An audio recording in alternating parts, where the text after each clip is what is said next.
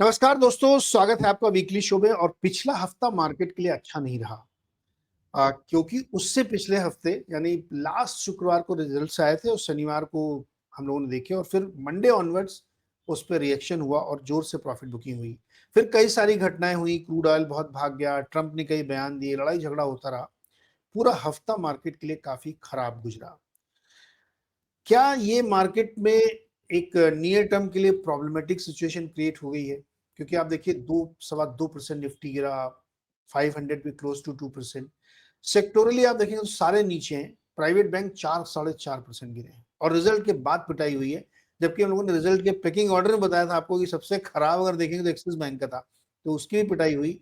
HDFC bank से तो जैसे लग रहा है लोगों ने बदला लिया है। 825 वाला 750 के नीचे आ गया मात्र 5 ट्रेडिंग सेशंस में।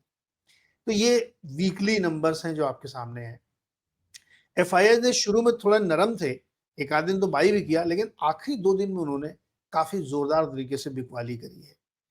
और ये जो आपके नंबर्स दिख रहे हैं, इसमें मुझे एक ही नंबर बार बार नजर जाती है। 2026 में टिल डेट हमने 2025 से ज्यादा बेच दिया है।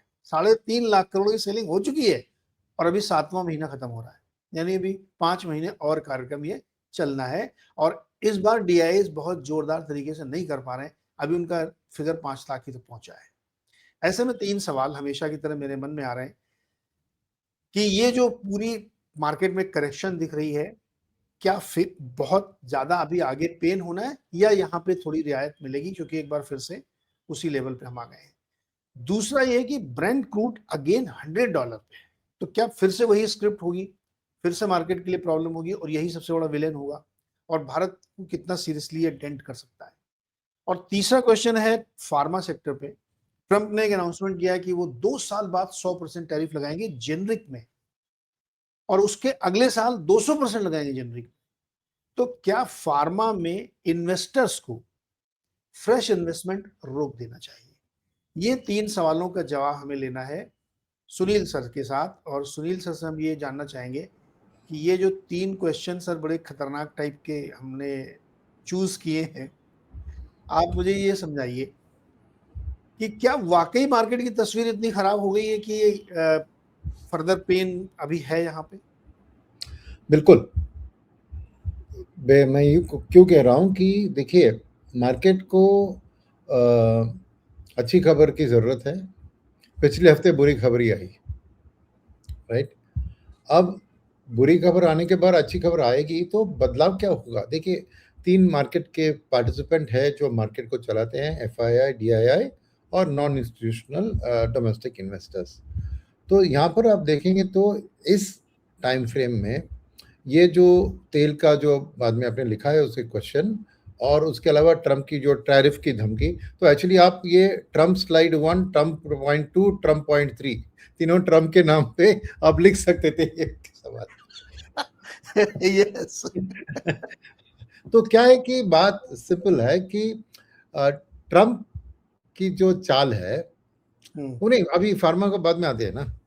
ट्रंप की जो चाल है कि देखिए, उसको लड़ाई, ये वाली लड़ाई अभी लग रहा है कि वो उसको खत्म ही नहीं करना था, मगर उसको अपने कांग्रेस और सेनेट के पास जाके अप्रूवल लेने से उसको एक डर थी, क्योंकि शायद वो अप्रूव करे या ना करे। इसलिए पहली बार 60 दिन के अंदर उसने सीज फायर का कोई ड्रामा किया, एक्सेप्ट कर लिया। अब वापस उन्हें जुलाई 7 को इन्फॉर्म कर दिया यूएस कांग्रेस को कि मैं वॉर सिर्फ वापस शुरू कर रहा हूं, कि अभी और 60 दिन का मुहूर्त ले लिया उसने ये वॉर को कंटिन्यू रखने की। तो ट्रंप को, मैं अंग्रेजी में शब्द है वॉर मॉन्गर, राइट? तो ये वॉर को वापस अभी 60 दिन तक कुछ राहत नहीं मिलेगी, क्योंकि अभी वो 60 दिन के बाद ही उसको वापस कांग्रेस में जाके अप्रूव लेना पड़ेगा। तो जो उसका मकसद है, जो भी है, कि उसको देखिए, उसको हार मानना अच्छा नहीं लगता है और उसको जीत हासिल करना है। और अब तक वो जीत हाथ में नहीं आ रही है, बिकॉज ना ही ईरान सरेंडर कर रही है, ना ही वो न्यूक्लियर शर्तों पे राजी है साइन ऑफ करने के लिए। और इसीलिए उसको ये वॉर उस वक्त तक कैरी करना है जब ईरान सरेंडर करे, और उतना आसान नहीं है, क्योंकि ईरान बहुत स्मार्ट है। ईरान ने देखा कि पिछली वॉर्स में कैसे इराक के खिलाफ या कुछ भी अमेरिका ने किया, तो उसने क्या किया, अपने न्यूक्लियर आर्सेनल को 1 मील नीचे, एक पहाड़ के नीचे बरी कर दिया है। तो जो भी क्लस्टर बॉम्ब, जो भी चीज है, वो वहां तक पहुंच नहीं पा रही है।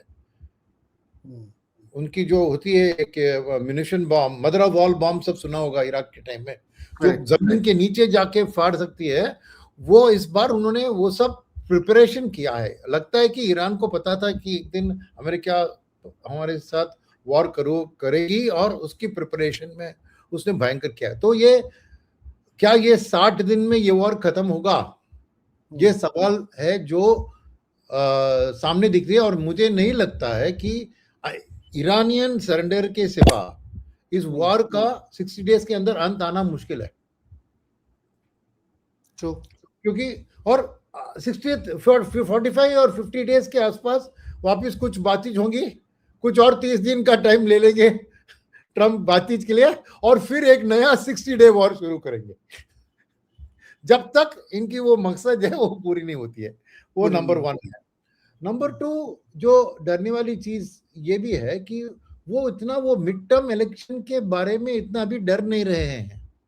पहले हमारी सोच थी कि इलेक्शन के नजदीक आते रिपब्लिकन पार्टी को अगर ये अपना जो कहते हैं ना पॉपुलैरिटी कम हो रही है, तो उसके पहले वो वॉर को खत्म होकर एक शांति का माहौल लाकर, रेट कट लाकर ये सब कर सकते हैं।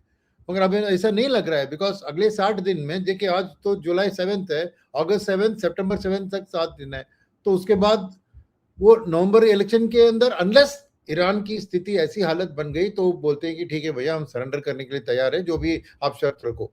तो मेरा क्या है कि तो ट्रम्प की नाटक जारी रहेगी मार्केट के हिसाब से ऑन द वॉर, राइट। और इसमें आके टांग डाल दिया था हौतीस ने, क्योंकि वो नई वॉर थी, हौती वर्सेस सऊदी थी। मगर लकीली थर्सडे नाइट को ट्रम्प ने कहा कि मैं हौतीस के खिलाफ भी मैं करूंगा, क्योंकि वो सऊदी में ultimately Saudi is dependent on American support ना। तो इफ तो war against Saudi is war against America करके ट्रम्प ने किया है। तो इसलिए वो 3% का या 4% का जो भी थर्सडे नाइट फ्राइडे को गिरावट आई थी तेल में, उसका कारण यही एक था। तो और दूसरी तरफ सऊदी अरब ने कहा कि प्रोडक्शन को बढ़ाएंगे ओपेक के जरिए, वो था। तो मेरा मानना है कि जब तक ट्रम्प है अनसर्टेनिटी है, और इसीलिए एफआईएस की वापसी, क्योंकि ये ट्रम्प वाली जो अनसर्टेनिटी है वो किसी देश को उतना अफेक्ट नहीं करती जितना इंडिया को। जैसे तेल का बात किया आपने $100 का, तो ये चीज है कि मार्केट के लिए अब अच्छी खबर चाहिए। तो एक एफआईएस, तो पिछले हफ्ते क्या था कि एफआईएस की सेलिंग बहुत कम हुई थी, कुछ दिन बायर्स भी थे बिफोर दिस लेटेस्ट ट्रम्प नाटक, याद होगा आपको, राइट। तो अब इसमें क्या शामिल है, इस नेगेटिव नंबर में 2 चीज सामने आते हैं। एक, जो एफआईएस थोड़ी बहुत इंडिया के बारे में सोच रहे थे वो अभी हट गए, और दूसरी बात क्या है, शॉर्ट। देखिए जब तेल बढ़ता है, आपके सेकंड क्वेश्चन के आंसर में जोड़ने की कोशिश करता हूं, जब तेल बढ़ता है तो एक नई जानवर सामने आ जाती है इंडिया के सामने, वो है हेज फंड्स जो शॉर्ट करते हैं। और पता नहीं मुझे सर्विंदर के साथ आपने ये बात किया कि नहीं, पिछले हफ्ते देखा मैंने 50,000 शॉर्ट एडिशनली इंडिया में एफआईएस ने ऐड किया है। तो ये मार्केट की आउटलुक के लिए ये शॉर्ट गिर गई थी पहले, बिकॉज जब ऑयल में शांति का माहौल था। क्योंकि देखिए वॉर की रीस्टार्ट में जुलाई 7 को मैंने कहा ना, जब रीस्टार्ट हुआ था तेल तो 72 से 78 तक ही गई थी। It had not really gone beyond that 78-80। अब देखिए एकदम से चलान। तो ये ट्रिगर है एक नेगेटिव फॉर शॉर्ट टर्म एफआईआईएस, जिनको मौका दिखता है। ये ऐसा नहीं है कि वो इंडिया को हेट करते हैं और इंडिया को नाराज है, कुछ नहीं, उनको प्रॉफिट के लिए माहौल दिख रहा है। बिकॉज अगर ये स्थिति ऐसी चली, $100 की ऑयल चली, तो आरबीआई का पॉलिसी, आरबीआई को लिखने की जरूरत नहीं है। हाँ, एफआईआई लिख सकते हैं आप और हम भी लिख सकते हैं, राइट। तो अगस्त 7 को शायद है आरबीआई की पॉलिसी। अब उसके ऊपर एक डोमेस्टिक चीज भी है जिसके बारे में हमने बात नहीं की है, मैं भी करता हूं, मॉनसून का अपडेट। बुधवार को मॉनसून आईडी ने अपडेट दिया था। अब मॉनसून में प्रोग्रेस है। जो शॉर्टफॉल पहले बहुत ज्यादा था, अब 18 to 21% का ही क्वांटिटी वाइज शॉर्टफॉल है मॉनसून में, ठीक है। वो खबर अच्छी है क्योंकि बारिश किसी पॉकेट्स में आए हैं, ये सब ठीक है। मगर बात यह है कि अगर खरीफ का सोइंग पैटर्न निकाले आप, तो पैडी और शुगर केन ये दोनों 1.5% कम या 1.5% ऊपर लास्ट ईयर के खिलाफ कंपैरिजन, ठीक है। आई थिंक शुगर केन का 1.5% ज्यादा है, पैडी का 1.5% कम है। मगर दाल, तूर दाल, ये वाली दाल और कॉटन और अपना जो ग्राउंड नट्स और सोयाबीन जो तेल में कन्वर्ट होते हैं, इन सब का बिटवीन 6 to 15% सोइंग का शॉर्टफॉल है ये इन ग्रेन्स का। तो फूड इन्फ्लेशन में इनका असर भी आपको जुलाई के नंबर में दिखेगा। और जुलाई के नंबर में, अगस्त 7 को पॉलिसी है ना, तो जो लेटेस्ट जुलाई प्रिंट का इन्फ्लेशन रहेगा वो जून से भी खराब हो सकता है, बिकॉज एक तरफ तेल भी बढ़ रहा है और दूसरी तरफ फूड इन्फ्लेशन बढ़ रही है। तो मार्केट के लिए ये, इसलिए आपने देखा कि पिछले हफ्ते की परफॉर्मेंस देखिए, वहां पे रेट सेंसिटिव का डर आ गया है। सेक्टर वाइज वाला चार्ट दिखाइए, एक मिनट देखिए। Real estate, private bank, PSU bank को अलग नहीं दिखाया, उधर भी पिटाई हुई है। Yes, okay. तो रेट सेंसिटिव स्टॉक्स में अभी वो डर आ गया है कि आरबीआई की पॉलिसी थोड़ी हॉकिश रह सकती है। तो इसीलिए वो बैंक की जो बात थी, पिछले हफ्ते हमने बैंक का बात किया था कि फ्राइडे को बैंक स्टॉक बढ़े, फिर रिजल्ट्स आए, वीकेंड को रिजल्ट आए, और उसके बाद देखिए पिटाई। और रिजल्ट कुछ इतनी खराब नहीं थी भैया। रिजल्ट में नेट इंटरेस्ट मार्जिन का 0.1 to 0.2% का गिरावट था, ठीक है। इतना पिटने के लिए कोई कारण नहीं था। ये पिटाई हुआ है बिकॉज दो चीज है, एक है रेट सेंसिटिव, अभी आरबीआई की पॉलिसी का डर, और उसके पहले 28-29 को फेड का पॉलिसी है। यस सर, ये आरबीआई के लिए मैं आपको एक और डेटा दिखा रहा हूँ इसमें। ये कल शाम की क्लोजिंग का डेटा, अपनी बॉन्ड यील्ड और अपना रुपया देखिए। रुपया ने last week weakest weekly closing की थी और अभी भी वो 96.5 से ऊपर चल रहा है। करेक्ट। और 10 साल की बॉन्ड यील्ड क्लोज टू 7 पहुंच रही है। और ये 96-64 जो दिखा रहे हैं, एक मिनट आप सोचिए कि अगर गवर्नमेंट और आरबीआई ने एफआईआई डेट के लिए वो टैक्सेशन नहीं हटाया और ये एससीआरबी के लिए इंसेंटिव नहीं दिया, तो ये तो 98 तो पार कर चुकी होती भैया आज तक। ये शॉर्ट टर्म प्रेशर से, और मैं देख रहा हूं, मैंने प्रीमियम मार्केट भी स्टडी किया है करेंसी का, 1 ईयर फॉरवर्ड प्रीमियम 3% की डिप्रिसिएशन दिखा रही है। तो 96 to से सीधा 99 दिखा रही है, 99.5। तो रुपी 100 पार एक साल में दिख सकता है। तो इसलिए एफआईएस के लिए वो वीकनिंग रुपी भी एक डेंजर है। और मानते हैं क्या है, आपको इंटरेस्ट रेट डिफरेंशियल जो है इंडिया और बॉन्ड का, right, is only 2.1%, but currency market का डिप्रिसिएशन है 2.9%। तो एक एफआईआई समझिए कि उधर निवेश करता है बॉन्ड में भी, राइट, उसको अगर हेज करता है एक साल का, तो उसको 70 बेसिस पॉइंट्स का नुकसान है। Yes, difference. तो वो भी मैं बोला, तो डेट एफआई किस हिसाब से आएंगे, उनको एक साल में वो थोड़ी ओपन करेंसी में जाके निवेश करेंगे, वो तो हेज करेंगे ताकि वो इंटरेस्ट रेट डिफरेंशियल थोड़ा बहुत कम है। मगर करेंसी मार्केट प्रेडिक्ट कर रही है कि रुपया 99 पार कर जाएगा एक साल में। तो वो तो ये मानसून, और तो मानसून है, फेड पॉलिसी 28 को है और आरबीआई पॉलिसी अगस्त 7 को है। तो शॉर्ट टर्म में, और एक और बात शायद ये एनालिसिस करना पड़ेगा, मैंने इसको एडहॉक देखा है कि बहुत सी कंपनियां जिनकी अर्निंग्स अच्छी आई है, मगर जहां गाइडेंस पे थोड़ी नर्वस से उन्होंने बात किया है, उनकी पिटाई हुई है। तो मार्केट अर्निंग्स को इग्नोर कर रही है क्योंकि ये पिछला क्वार्टर है, चला गया क्वार्टर आने वाला। और वो कंपनियों को भी कैसे ब्लेम कर सकते हैं अगर वो एक कॉशियस गाइडेंस देते हैं। अरे आउटलुक इतना नेगेटिव है, तेल बढ़ रहा है, मॉनसून की खबर ठीक अभी तक नहीं है क्लियर, और आरबीआई का पॉलिसी क्या उन्हें पता नहीं है। इसमें नेचुरली एक कॉर्पोरेट सीएफओ कॉन्फ्रेंस कॉल में बहुत बुलिश बातें थोड़ी कर सकता है, मगर मार्केट उसको ध्यान दे रही है और कह रही कि अरे इसका तो फ्यूचर में लग गया वाट, तो स्टॉक की पिटाई हो रही है। तो मैं क्या कह रहा हूं, आपने पूछा कि मार्केट की आउटलुक, तो मार्केट की आउटलुक में डीआईएस की जो बात होती है, कल उनने अच्छा खरीदारी किया, दैट इज फ्राइडे को, बट उसके अलावा देखिए डीआईएस की फ्लोस को, बहुत ठंडा है। वो चार्ट एक बार दिखाइए आप, ये देखिए आपका डीआईए का फ्लोस देखिए उधर, अरे 2 दिन नेगेटिव डीआईआई, कब हुआ था ये डेट बताइए मुझे। डीआईआई नेगेटिव अगर सिग्नल देते हैं तो क्या है कि वो भी अपना कैश को बहुत जल्दबाजी से इस्तेमाल नहीं करना चाहते हैं, समझ रहे हैं। जिस दिन एफआई ने ज्यादा बेचा उस दिन वो जाके खरीदारी कर रहे हैं, वो क्लियर मैचिंग पैटर्न आपको दिख रहा है। देखिए एफआई ने पॉजिटिव किया, इसने नेगेटिव किया, एफआई का 800 करोड़ का नेगेटिव था, इसका 400 करोड़ का नेगेटिव था।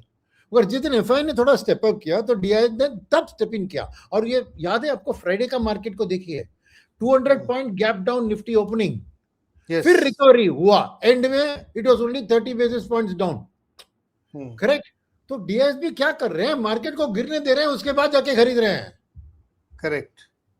तो वही मैं कह रहा हूं कि डीआईएस का पैसा है, मगर वो मार्केट के फुल फ्लेज सपोर्ट में अभी आने के लिए सोच रहे हैं, बिकॉज उनको अर्निंग्स की क्लैरिटी चाहिए, प्रॉपरली इवेल्युएट करके सेक्टर्स और स्टॉक्स को। तो मेरे ख्याल में 1 महीना और उसमें लग जाएंगे। तो नियर टर्म आउटलुक की बात करें तो आपका पहला क्वेश्चन का आंसर मेरा क्या वही है कि अभी भी एक डाउन ट्रेंड मार्केट में करेक्शन अभी और हो सकता है, फर्दर पेन हो सकता है, मगर कंटेंड रहेगा, बिकॉज जिस दिन एफएस बहुत ज्यादा बेचते हैं उस दिन डीआईएस स्टेप अप करके खरीदेंगे। मगर और इसमें वरी मुझे यही है वो नॉन इंस्टीट्यूशनल प्लेयर्स का, कि वही थोड़ा पैनिक ज्यादा करते हैं, तो उनके कारण ब्रॉडर मार्केट में थोड़ा पेन लार्जर मार्केट से ज्यादा भी हो सकता है। बिकॉज लार्जर कैप मार्केट में आपको डीआईएस का बाइंग सपोर्ट, क्योंकि एफआईएस ज्यादा बेच रहे हैं तो डीआईएस आके खरीदेंगे, तो थोड़ा बहुत उधर जो ट्रेडिशनल होता है कि large caps will be less volatile, वो मेरे ख्याल में रहेगी। और मिड एंड स्मॉल कैप में बहुत सेक्टर रोटेशन होगा और बहुत वॉलेटिलिटी भी रहेगी। और इस इन सब में मैंने एक चीज देखा, इतने भयंकर बैड न्यूज थी लास्ट वीक, वॉलेटिलिटी इंडेक्स ज्यादा हिला नहीं, 12-13 पर ही है। वो बड़ा रिस्क है, बिकॉज अगर सडनली वॉलेटिलिटी इंडेक्स 15, 16, 20 तक चलने जाता है तो मार्केट में और भी डेंजर जोन आ सकती है। अभी तक वॉलेटिलिटी इंडेक्स में वो दिखा नहीं है। यस, तो वो दिखा रहा है कि मार्केट बहुत फियरलेस हो गया है और खूब लोग अपनी शॉर्ट बना रहे हैं, कॉल राइटिंग खूब जोर से कर रहे हैं, उनको कोई किसी को डर ही नहीं मार्केट में, क्योंकि मरा पड़ा विक्स है, तो कंप्लीटली बुल ट्रैप बन गया है। करेक्ट, बना के चल रहे हैं वो लोग, करेक्ट। और ये सेकंड क्वेश्चन में ब्रेंट क्रूड का 100 सीरियस है, बहुत सीरियस है, बिकॉज इसका टाइमिंग ठीक नहीं है। इसका टाइमिंग था कि हमें राहत मिल रही थी, ये 100 के ऊपर जाके 72 तक तो तेल गिर गया था, थोड़ी शांति का माहौल बन रहा था कि पेट्रोल की दाम अभी नहीं बढ़ेगी, ये सब अब वापस। अब सोचिए ना, एक हफ्ते में 11% बढ़ा है क्रूड, राइट। तो डेफिनेटली आरबीआई पॉलिसी के ऊपर इसका असर आएगा और इंडिया के फिस्कल डेफिसिट पे भी आएगा, बिकॉज वापस ऑयल मार्केटिंग कंपनीज को रिफाइनिंग मार्जिन में ये अब्सॉर्ब करना पड़ेगा। ऑलरेडी क्या 1.5-2 लाख करोड़ की लॉस की बात हो रही है ओएमसीज की, तो गवर्नमेंट के लिए भी वापस ये फिस्कल सिचुएशन थोड़ी गंभीर बनती हुई दिखती है अगर ये 100 पे ज्यादा दिन टिका तो मेरा इसका सभी का एक राहत है भैया, सिंपल सी बात है, ईरान को सरेंडर करना है। और वो कर नहीं रहा, वो करेगा भी नहीं, करेगा, बिकॉज उसके अलावा देखिए तो ट्रम्प 60 दिन के अंदर ये वॉर को क्यों खत्म करेंगे, वो तो अभी लगे हुए हैं उसमें, राइट। इसलिए मेरा मानना है कि यस, इस बार का रीबाउंड टू 100 सीरियस है मार्केट के लिए, क्योंकि हमने एक बार वो 100 पार करके बहुत नेगेटिव सोच हमारे मन में आ गया, फिर उससे राहत मिल गया, अब वापस वो पुराने वो जो कहते हैं ना इंग्लिश में नाइटमेयर, वो वापस बुरी ख्वाबें वापस उभरते आ रही है। तो आरबीआई पॉलिसी कैसे इसको हैंडल करती है, क्या आउटलुक देती है आरबीआई, क्या ग्रोथ रेट को और भी 6.5 से कटवाएंगी, क्या उनकी थर्ड क्वार्टर का इन्फ्लेशन 5.8 था, याद रखिए आपका ना, उनका थर्ड क्वार्टर का इन्फ्लेशन ऑलमोस्ट 6 के करीब उन्होंने प्रोजेक्ट किया था पिछले पॉलिसी में। अब आ गया थर्ड क्वार्टर में, क्या कहने वाले हैं वो इन्फ्लेशन के बारे में, और 6 पार लग रहा है, तो फिर क्या करेंगे, आरबीआई का रेट पॉलिसी का क्या करेंगे। तो और एफसीआर बी का जितना मेरा इनफॉर्मल खबर है, अब तक स्पीड पिकअप नहीं हुआ है। 40-50 बिलियन का बहुत लोगों ने प्रेडिक्ट किया था कि इतना पैसा आ जाएगा 30 सितंबर के अंदर एफसीआर डिपॉजिट स्कीम में, राइट। मैं यहाँ सिंगापुर में हूँ अभी, मैं बहुत सारे लोगों से बात कर रहा हूँ, वो कह रहे हैं कि इस बार क्या है कि वो इंटरेस्ट रेट्स इतने बढ़ गए हैं, तो डिफरेंशियल जो होता है, जो लिवरेज करके मार्जिन करते हैं, अगर आपको एक 9 टाइम्स लिवरेज मिला, यानी मैं 9 माने कैसे बताऊं, मैं 12 रुपए डालूंगा और 11 रुपए डालूंगा, और मुझे 89 रुपीस बैंक लेंड करेगी है, और उसको मैं डालूं, फिर बोरिंग रेट और लेंडिंग रेट की डिफरेंस खाली 25 बेसिस पॉइंट है। तो वो 25 बेसिस पॉइंट्स को अगर डालेंगे और कैलकुलेट करेंगे, तो मुझे 10-11% रिटर्न मिलता है डॉलर बेसिस में, क्योंकि हेज्ड है। कोई बैंक है जो रिस्क ले रहे हैं और कह रहे हैं कि मैं 19 टाइम्स लिवरेज दूंगा, 23 टाइम्स तक सर, 23 भी है, मगर वो बैंक की एबिलिटी भी देखी चाहिए। तो वैसे तब आपको 14-15% डॉलर में रिटर्न बन सकता है, राइट। तो उतना पैसा जितना रघुराम राजन के टाइम में इन्होंने सिमिलर स्कीम लॉन्च किया था, तब बात थी कि इंटरनेशनल रेट्स 2% के करीब थे और हम 4% गारंटी कर रहे थे, तो डिफरेंस 2% का था। तो बहुत से लोगों ने 20-30% रिटर्न बनाया on a dollar basis on India, इसलिए 34 बिलियन डॉलर आए थे उस क्राइसिस में। अब की बार 40-50 लोग आसानी से प्रेडिक्ट कर रहे थे, मगर लग रहा है अभी कि ये 20 बिलियन के करीब ही रहेगा। सर 20 तो आ चुका है, नहीं 20 आ चुका है और टाइम है, 2 महीने का टाइम है। तो क्या है कि मेरे ख्याल में आरबीआई ने भी एक मीटिंग कॉल किया है, फाइनेंस मिनिस्टर के ऑफिसर्स भी थे, लीडिंग बैंक्स भी थे, वो पूछ रहे कि क्यों नहीं हो रहा है और तेजी दिखाइए। तो शायद कुछ government at the back and कुछ और राहत इनको दे सकती है, तो 40 बिलियन आ जा सकता है। मगर मैं क्या कह रहा हूं कि दैट वो आएगा भी तो रुपी के लिए एक वीकनिंग से सपोर्ट मिलेगा, रुपी स्ट्रेंथन थोड़ी होने वाली है।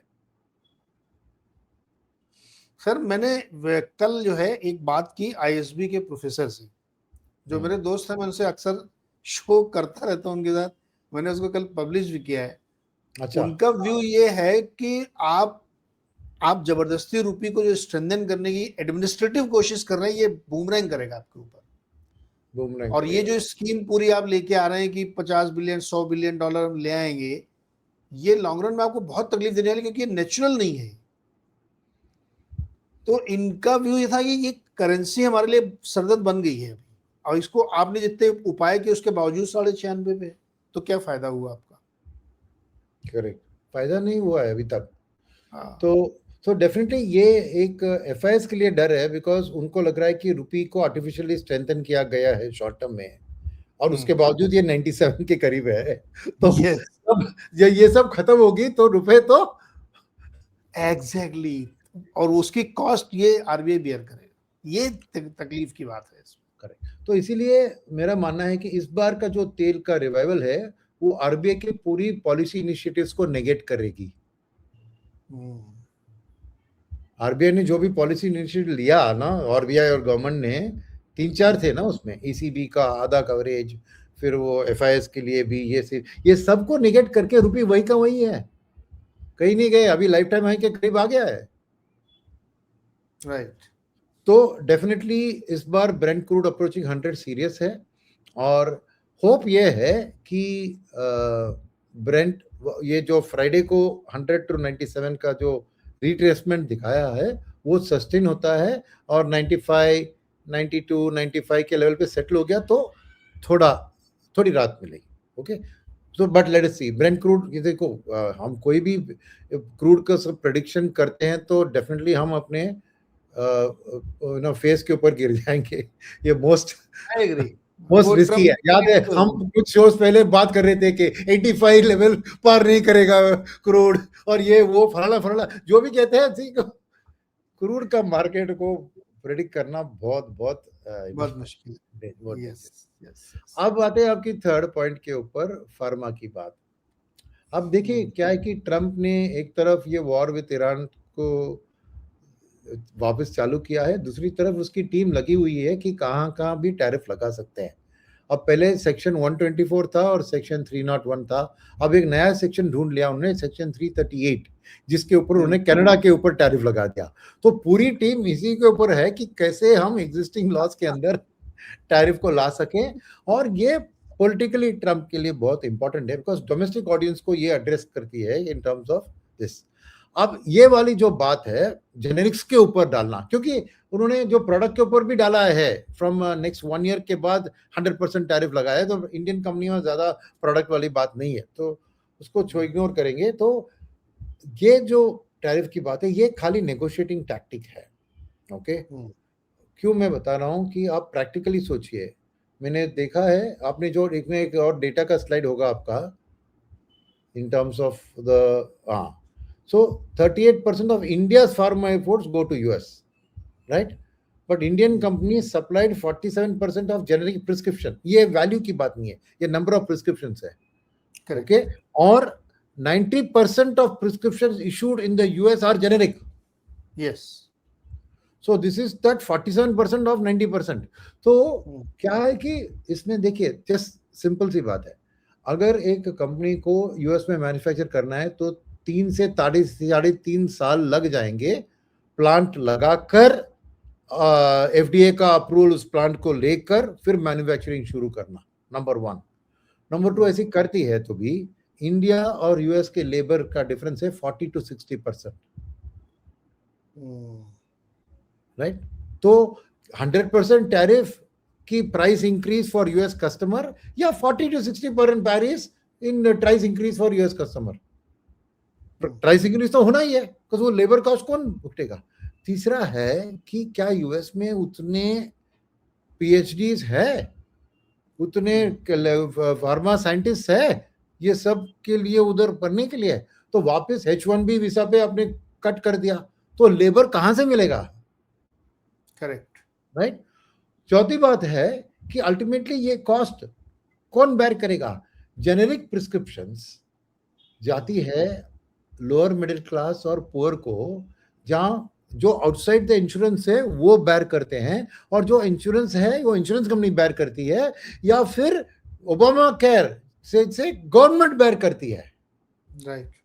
तो ये cost will come to either the US जो कहते हैं ना इंपोर्टर, और to US consumer, sorry US insurance company, या यूएस कंज्यूमर, या फिर US government. Third point, finally another point is that ये खाली इंडिया स्पेसिफिक टैरिफ नहीं है, ये जेनेरिक जहां पे भी बनाकर यूएस में जाते हैं सभी देशों के ऊपर है ना, तो उनके पास चॉइस नहीं रहेगी कि दाम को बढ़ाना ही है। ऐसा नहीं कि एक कंट्री दूसरी कंट्री को अंडरकट करके ये सप्लाई को हासिल कर सकती है, राइट? कॉस्ट इंक्रीज तो होना है। तो ये सब प्रैक्टिकली देखें तो ये तो प्रैक्टिकली बहुत बहुत सिली है। तो इसका सॉल्यूशन कैसे आ सकता है? 2-3 हो सकती है। एक कंपनी ने अनाउंस कर दिया कि मैं यूएस में थोड़ी मैन्युफैक्चर करूंगा, तो ट्रम्प कहते हैं आपके लिए राहत दे देता हूं, and he gives them time of 5-6 years to do it, but at least initial steps ले लिया। एक बात हुआ है। दूसरी बात हो सकती है कि definition of made in America को डाइल्यूट करके वो पास ऑन कर सकते हैं। जैसे लास्ट 10% का फिनिशिंग टैबलेट को अपना इसमें डालना, पाउच में डालना, ये फिनिशिंग काम को अमेरिका में करने से चलेगा, बट उसके कारण 10,000 या 20,000 या 50,000 नई जॉब्स क्रिएट होंगे अमेरिका में। ऐसी कुछ पॉलिटिकली उनको विन मिल गया तो वो कर सकते, नहीं तो ये कॉस्ट उनको भी पड़ेगा। और फिर ये बात मैं क्यों नेगोशिएटिंग टैक्टिक मान रहा हूं, अभी इंडिया ट्रेड डील अभी अनाउंस होना है, राइट? तो जब तक ट्रेड डील फाइनलाइज नहीं होती, ये एक नेगोशिएटिंग पॉइंट होगी ना हमारे ट्रेड मिलने में। तो ट्रेड डील के जरिए यहां पर थोड़ी राहत मिल सकती है जब नेगोशिएशन होता है। तो ये सब अनसर्टन है, तो ये नेगोशिएटिंग शायद ट्रेड डील के लिए ही ये एक नेगोशिएटिंग टैक्टिक हो सकती है फॉर अमेरिका, राइट? और फिर और एक बात फाइनली 28 फॉर प्रीवियस स्लाइड में जाइए, 2028 अगस्त, 2028 नवंबर में ट्रंप की टर्म खत्म। Yes, correct. तो लास्ट 3 महीने वो क्या, उसका लेम डक प्रेसिडेंट, वो वापस he can not stand for presidency unless वो अपना सन इन लॉ या किसी को डालता है, वाइफ को डालता है एज अ प्रेसिडेंशियल कैंडिडेट। ये ट्रंप का टर्म तो खत्म हो जाएगा ना, और 2029 में तो नहीं रहेगा। तो क्या है कि इसकी क्या रियलिटी में असर होगा कहना मुश्किल है, बट तो इसीलिए अल्टीमेटली इंडियन कंपनीज कुछ ना कुछ सॉल्यूशन ढूंढ लेगी। ओके, तो as a result of this pharma sector में आपका सवाल क्या था कि वापस सवाल इन्वेस्टर जो पहले इन्वेस्टर हैं वो क्या करें, और क्या वो नया इन्वेस्टर पैसा डाले कि नहीं डाले फार्मा सेक्टर? तो फर्स्ट इसके देखिए, आपका पहले स्लाइड पे जाइए, इसके नेक्स्ट स्लाइड में जाइए, हमने सेकंड स्लाइड में अभी थे एक ये नेक्स्ट वाला इसके, देखिए यहाँ पर 38% of India pharma exports go to US,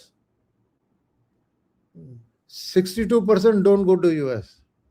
yes, तो सभी फार्मा को आप अमेरिका के कारण पिटेगा, गलत बात है, right? There are some companies which have a lot of exposure to America, some companies which have very low exposure to America. Second, जैसे फार्मा इंडेक्स लीजिए या हेल्थ केयर इंडेक्स लीजिए, उसमें यूएस बेस्ड फार्मा हो सकते हैं, Europe उनका market share जो बाकी यूरोप और इमर्जिंग कंट्रीज को एक्सपोर्ट करने वाली कंपनीज हो सकते हैं, डोमेस्टिक फार्मा सप्लाइंग कंपनीज हो सकते हैं, डायग्नोस्टिक कंपनीज होते हैं उस इंडेक्स में, हॉस्पिटल्स होते हैं। तो फार्मा का एक ब्रॉड बेस्ड इकोसिस्टम है जो डाइवर्सिफाइड है, जिसमें यूएस के एक्सपोर्ट्स एक इंपॉर्टेंट भाग है, नो डाउट।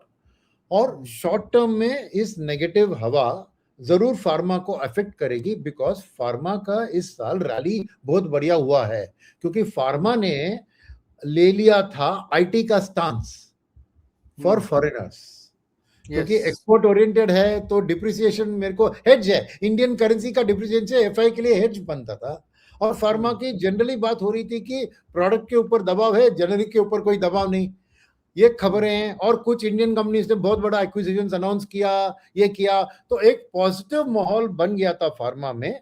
और शायद ईयर टू डेट फार्मा का इंडेक्स का रिटर्न भी देखे तो अच्छा होगा। एक मिनट देख लेता हूं मैं, आपके पास होगा तो देखूंगा, नहीं तो एक मिनट देख लेता हूं, because pharma had done well, correct. तो उस हिसाब से उसे थोड़ा करेक्शन सामने आ सकता है, बिकॉज प्रॉफिट बुकिंग हो सकती है। बहुत सारे लोग जिनको ऊपर इन द मनी में है उनका 18% लास्ट 6 मंथ में 18% का रिटर्न है फार्मा, और ईयर टू डेट 12.43 है। ईयर टू डेट यानी जनवरी से अब तक 12.43 है। और अगर एक साल का भी देखें तो आपने कहा ना, जैसे एक साल का फार्मा का 13% है। तो नेचुरली शॉर्ट टर्म में इस अनाउंसमेंट और इस न्यूज के कारण वॉलेटिलिटी रहेगी फार्मा सेक्टर में, राइट? तो जो मेरी सलाह यही है, एज ए निवेशक आपने फार्मा पे शॉर्ट टर्म कॉल ले लिया था, ऑलरेडी एक्सपोज्ड है, तो प्रॉफिट बुकिंग का वक्त है सामने शॉर्ट टर्म के लिए। अगर आपने लॉन्ग टर्म पोर्टफोलियो के अलोकेशन के बेसिस पे एक हेल्थ केयर फार्मा में एक अलोकेशन लिया था, तो कुछ मत कीजिए, बिकॉज ये सब न्यूज को सेटल डाउन होते ही वापस सिचुएशन नॉर्मल पे आ सकती है। तो एक मीडियम टर्म इन्वेस्टर को ज्यादा कुछ करने की जरूरत नहीं है। और मैं कहूंगा उस मीडियम टर्म इन्वेस्टर को थोड़ा ग्रेजुअली आप बाय ऑन डिप्स कीजिए, आपके पोर्टफोलियो जैसा था, क्योंकि अभी करेक्शन यूएस बेस्ड फार्मा कंपनियों में ज्यादा होगी, बाकी में कम। तो उस हिसाब से आप टॉप अप आपके पोर्टफोलियो में कैसे था वैसे ही आप थोड़ा बाय ऑन डिप्स कर सकते हैं as a long term investor, right. और फ्रेश इन्वेस्टमेंट कोई सोच रहा है फार्मा के बारे में, शॉर्ट टर्म आउटलुक से मत आइए। इस सिचुएशन में क्लैरिटी आने तक आप सावधान रहिए। बट मीडियम टर्म के लिए मेरा कॉन्फिडेंस है कि आईटी का वो स्थान वो अभी नहीं रहा, वैल्यू जोन में ही है आईटी। तो वापस एक एफआईआई के लिए एक सेफर जोन, करेंसी डिप्रिसिएशन से प्रोटेक्शन चाहिए तो फार्मा ही रहेगी। तो वापस बाउंस बैक हो सकती है, मगर कब होगी और कितना होगा ये दोनों आज के दिन में इस न्यूज के इमीडिएट आफ्टरमाथ में कहना मुश्किल है, राइट। तो कीप अ वॉच, थोड़ा कैश रखिए हाथ में फार्मा को री एंट्री करने के लिए, या री एंट्री नहीं कहूँगा तो एंटर करने के लिए ऐसा एक माहौल होगा। क्योंकि जो नियर टर्म रिस्क की बात की हमने, तेल का रिस्क और मॉनसून का रिस्क और आरबीआई पॉलिसी का रिस्क या फेड की पॉलिसी का रिस्क, ये सब फार्मा सेक्टर के लिए कुछ नहीं रखते मायने। ना इनका कोई रेट कट से कुछ लेना देना है, ना मॉनसून से कुछ लेना देना है फार्मा सेक्टर का, राइट। तो नियर टर्म में ये न्यूज आ गई, एक बैड न्यूज को ऑब्जर्व कर दिया, इसके बाद वॉल्टिलिटी रहेगी बट इतना भयंकर करेक्शन भी नहीं आएगा, ये मेरी व्यू है। मगर एज अ न्यू इन्वेस्टर अभी एंटर करने के लिए वक्त सही है कि नहीं, थोड़ा इंतजार करते हैं। न्यूज आने के बाद immediately let us not take a call, क्योंकि एक पैनिक में की तरह सिचुएशन में कॉल लेना अच्छा नहीं होता है।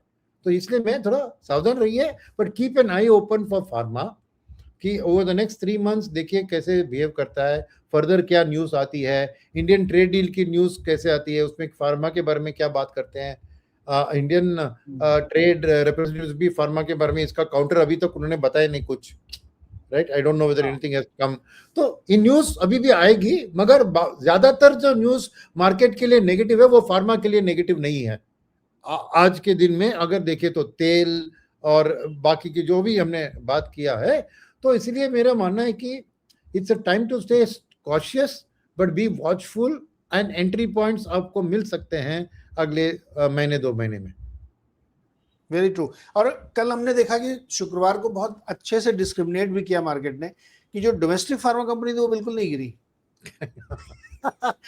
इन्वेस्टर समझदार थे कि जहां थोड़ा बहुत असर आया वो फार्मा विदेश वाली थी, और डोमेस्टिक वाले बिल्कुल मजबूती से, क्योंकि एक स्टॉक में मेरी भी नजर थी, मैंने देखा वो बिल्कुल गिरा ही नहीं, क्योंकि लोगों को मालूम था कि उसका कोई लेना देना नहीं है यूएस से। तो फ्रेश मनी के लिए थोड़ा रुके, और लॉन्ग टर्म वालों को कोई चिंता नहीं करनी, और जिन्होंने शॉर्ट टर्म के लिए तो उनको प्रॉफिट लेना चाहिए, क्योंकि इंडेक्स ऑल टाइम हाई पे खड़ा हुआ है। तो ये फार्मा की एक तस्वीर बनती हुई दिख रही है। Right sir. तो अब अगले हफ्ते बहुत ही इंपॉर्टेंट रहेगा, क्योंकि अगले हफ्ते पॉलिसी फेड वाली हो जाएगी और बहुत सारी चीजें घटनाएं होंगी, और हम लोग रिजल्ट सीजन को भी मतलब अगले हफ्ते फुल फ्लेजेड हो जाएगा, फिर ठंडा पड़ जाएगा फिर तो। करेक्ट। तो उसमें भी देखेंगे कैसा कैसा प्रदर्शन लोगों ने किया है। लेकिन जैसी फ्राइडे को गलती ट्रेडर्स ने की थी वही नहीं करनी चाहिए, रिजल्ट आने से पहले रैली करा दी। नगर ये मैं गलती नहीं समझूंगा, मैं कुछ बड़े दिग्गज ऑपरेटर्स ने पंप एंड डंप किया है। हो सकता है पंप एंड डंप किया हो सकता है। नहीं तो देखिए रिजल्ट के पहले बड़ी बड़ी बैंकों में इतना बड़ा पोजीशन लेना, और खाली बैंक नहीं, वो बड़ी दूसरी लार्जेस्ट कंपनी इन इंडिया पे भी हुआ था, रिलायंस में सर 5 ओनली 5 कंपनीज जिनके रिजल्ट आने थे, उन्हीं पे सब पोजीशन बन रही थी। ये तो पूरा साफ दिख रहा है कि कोई गेम चल रहा था वहां पे। ये पंप एंड डंप मनी एक तरह का शॉर्टिंग का स्ट्रेटजी है ना, शॉर्टिंग स्ट्रेटजी। यस।